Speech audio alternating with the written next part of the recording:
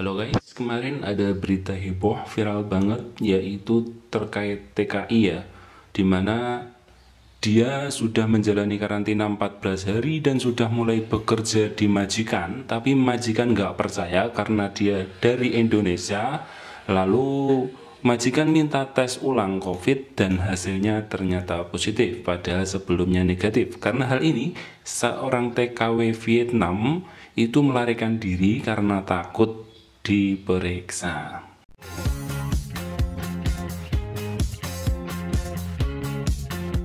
Jadi kasus yang viral di kalangan orang Taiwan kemarin yaitu ada seorang TKI ya, kasus 668. Dia TKI tersebut datang ke Taiwan pada 13 November lalu. Kemudian ia menjalani karantina selama 14 hari sampai tanggal 28 ya. Sampai 28 30-an lah. Di Indonesia dia juga udah PCR, hasilnya negatif. Sampai tiba di Taiwan dia PCR lagi, hasil negatif. Kemudian masuk karantina. Selesai karantina, hasilnya negatif, lantas ia ditampung di sebuah mes untuk siap dikirim ke majikan atau kandang, kayak kandang wedus itu ya. Kita semuanya ngalami lah di tempat itu. Nah, sesampainya di rumah majikan, ditanya, "Kamu dari mana?" "Saya dari Indonesia." Lantas majikan udah sinis duluan, Indonesia itu kan banyak yang positif ya. Akhirnya dengan biaya mandiri, TKI tersebut di PCR-kan lagi. Dia itu sekitar tanggal berapa ya? Tanggal 30-an, tanggal 30 sampai tanggal 2 itu ia di PCR-kan lagi. Nah, setelah di PCR-kan lagi ternyata hasilnya positif. Sontak majikan pun kaget. Bahkan pejabat Taiwan pun kaget, kok bisa gitu, sudah dikarantina 14 hari, sudah PCR hasilnya negatif, kok masuk situ hasilnya positif, ini dari mana positifnya itu. Kalau pejabat Taiwan awalnya sih mengira itu dari lokal, dari Taiwan, bukan dibawa dari Indonesia, kan sudah 14 hari lebih. Itu akhirnya semuanya yang di mes tadi, itu kan ada 47 orang, itu diperiksa ulang dan dites semuanya. Nah, dari 47 orang itu ada satu TKW Vietnam ya, itu melarikan diri karena takut atau entah apa melarikan diri. Nah, itu membuat heboh, itu seluruh Taiwan dan seluruh majikan memperbincangkan itu. Mungkin majikan kalian juga memperbincangkan hal tersebut juga ya. Nah, setelah heboh dan tinggalnya sisanya kan 46 itu kemudian dites semuanya dan hasil tesnya satu TKW di umurnya 20 tahunan ya, 20 tahunan dinyatakan positif tapi masih ringan dan masih akan melakukan tes lanjutan untuk mengetahui keakuratannya. Jadi dari 46 itu satu yang dinyatakan positif yaitu kasus ke-695 ya.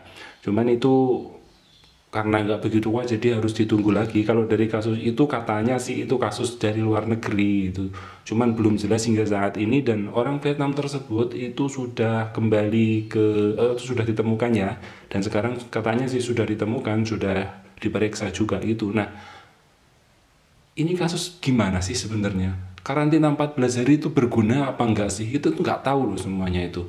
Virus itu bertahan di dalam tubuh kita itu kalau kita kuat berapa hari, kita tuh nggak tahu loh. Semuanya itu nggak tahu. Ada yang kasusnya itu ringan seperti Pak Anies yang masih bisa video callan, tapi ada yang kasusnya itu berat seperti Mardigu ya.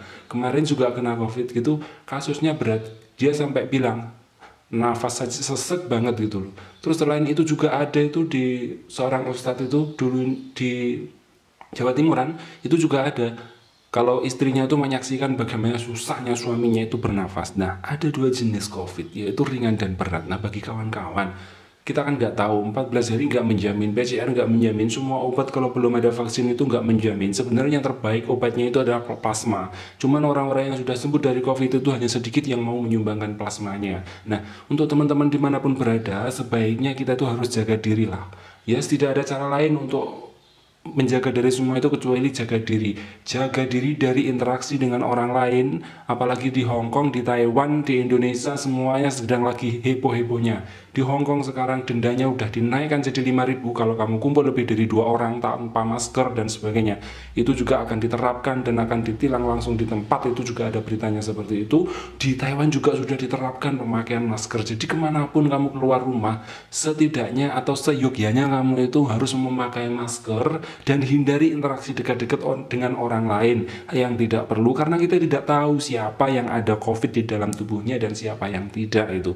Apalagi juga di Indonesia seperti ini, mending kita menjaga protokol kesehatan daripada kita kena kok virus ini, karena kita nggak tahu virus yang akan masuk ke tubuh kita itu yang ganas atau yang enggak. Kita akan tahu cerita-ceritanya memang ada dua versi seperti itu, ada yang ganas yang ambekannya susah, ada lagi yang enggak ganas yang ya seperti biasa orang sehat gitu. So kita harus menjaga diri. Yang di Hong Kong tolong jangan berkumpul lagi, tolong pakai masker untuk beberapa waktu ke depan. Yang di Taiwan juga tolong pakai masker karena perkembangan virus ini nggak tahu semakin menjadi ya. Apalagi di Hong Kong, Taiwan sekarang musim dingin, di Indonesia musim hujan. Kita harus menjaga semuanya agar keluarga kita itu selamat, kita selamat. Karena kita nggak tahu nasib kita ketika virus itu udah masuk ke dalam tubuh kita. So, kabarkan kepada teman-teman untuk menjaga diri dan mematuhi protokol kesehatan apapun itu dari pemerintah. Dan jangan bandel ya, demi nyawa kamu sendiri. Oke, selamat bekerja kawan-kawan.